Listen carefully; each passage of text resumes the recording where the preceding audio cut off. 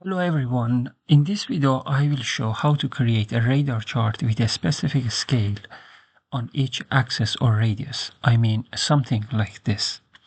Consider the stats of a football match between Manchester City and Everton, which I downloaded from a website after the match. We see that each radius has its own scale. So shots, the values that we have for shots are up to 24. Shots on target are up to 6. Expected goals are up to 2.4. Possession are up to 0.8. And then passes the values that we have for passes are up to 700. So we see that we can't have one scale. We must have a specific scale or a specific set of radial grids on each radius. So how can we can create a radar chart, something like this?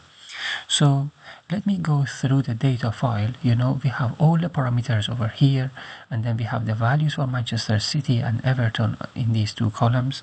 So my strategy is to normalize the values in each row based on a value which we call base. So base can be the largest number in each row or a number that is divisible by 4. I personally prefer the latter because we have, as you can see over here, we have 4 radial grids. So it is best to have a good number that is divisible by 4, because when it is divided by 4 we are going to get 4 nicer numbers. Imagine when we have 0.2, 2.08, 0.64, we could either choose 2.08 or something like 2.4. So when you have 2.08 divided by 4, you get 0.52. When you have 2.4 divided by 4, you get 0.6. And then other radial grids are going to be, when you have 0.6, the other radial grids are going to be 1.2, 1.8, and 2.4. So you get nicer numbers. So I personally prefer to have a number that is divisible by 4, and then we call it base. And then we then divide column B, whatever you choose for base, you divide column B over D, you get column E, you get normalized values for Manchester City, and then you divide column C divided by D, you get column F, which are normalized values for Everton. Okay, now our data is ready, and then we can create a radar chart using Matplotlib. But Matplotlib allows us to print only one set of radial grids on only one spike, on only one radius. But we need to have a specific set of radial grids on each radius. As you can see, on each spike we need to have some radial grids. So for this purpose we use ax.text to print the radial grids as text. So we want to print all these values, all these numbers as text at these locations. So I have written the code over here. I will go through the code line by line, and then we will discuss everything.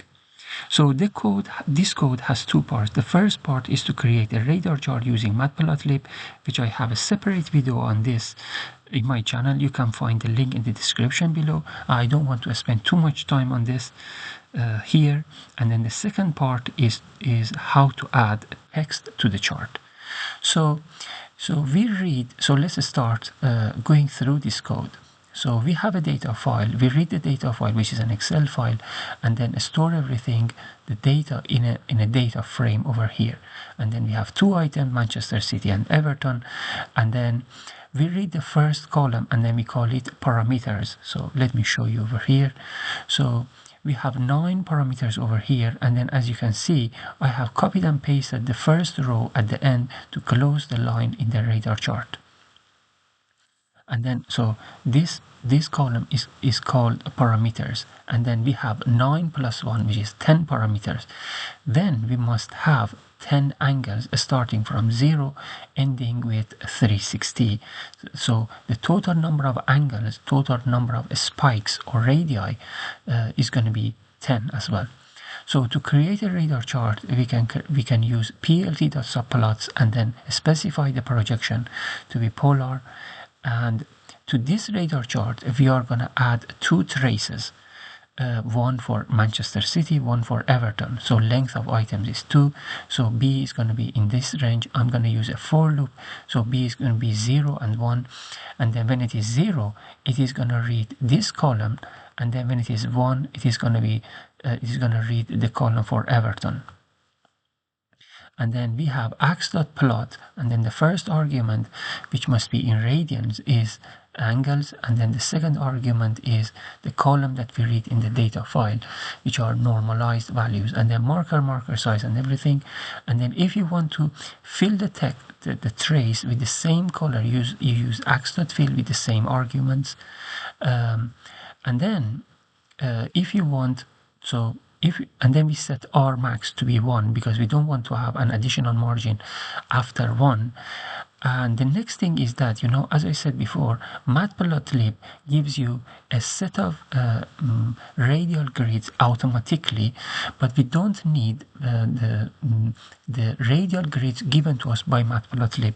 So we set radial grids at these locations to be nothing. That's why, we don't get any radial grids given to us by Matplotlib.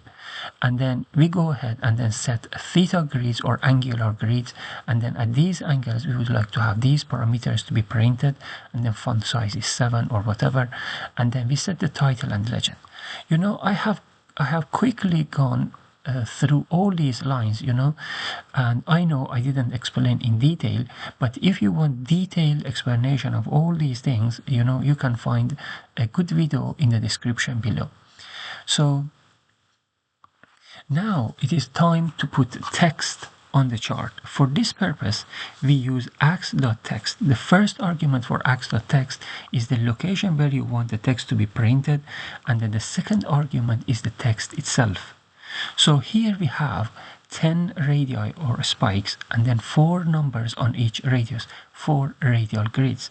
Therefore, we need 2 for loops, one for radius, one for different locations on each radius. As you can see, the first loop goes through different angles. Then we must have 4 numbers printed on that specific angle or radius.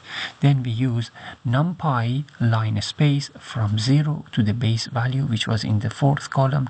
That's why I put 3 here, and then I put 5 over here because I need to have 5 numbers, knowing that the first of them, the first number is going to be 0, but I don't need to keep 0, so I excluded using this argument. Okay, so imagine when you have 24, so it is going to be from 0 to 24. It is so actual values are going to be 0, 6, 12, 18, 24. But we are not going to print 0 over there, so we exclude 0 using this argument. Okay, now we go ahead and then we have ax.text over here. And let me run this code. So when we have ax.text, the first thing is angle, and then the second thing is the radial location. So I call this whole thing location. And then the second thing is the thing that you want to be printed, okay, which is a value over there. And then we have font size. So let me do this and then see what I get.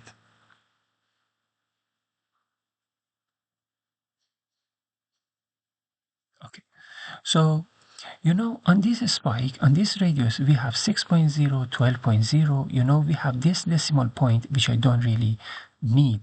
And then this spike, everything is fine. On this spike, we have this weird number. On this spike, we have this weird number. On this spike, we have one unnecessary decimal point, which I don't want to have. Okay, so let's go ahead and fix this. So let me close this. Okay, so now I deactivate this one and then reactivate this part. Okay, which is exact same thing as above, but with decimal points. Okay, so let me show you everything here. I divide base by 4 and then I get these numbers, and then when I have 6, it means that I don't need any decimal point. When I have 1.5, so the next thing is going to be 3, and then 4.5, so I need only 1 decimal point for this. when I have 2.4, I have 0.6 over here, which is divided by 4, and then I will have 1.2, 1.8, so we need 1 decimal point. So here we have, so we find out number of decimal points that we need for each spike, for each radius. Let's go ahead to our code.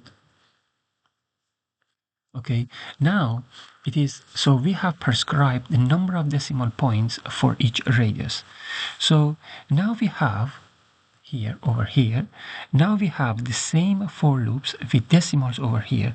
We read the column containing the decimal points. I have put 8 because decimals are in column 9. So everything is the same, and then but I have added only this bit.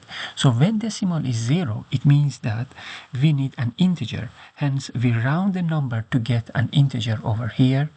And then when decimal point is not 0, is 1, 2, or whatever, so then we round the value that we want to be printed, and then we specify number of decimal points. So let me go ahead and then run this.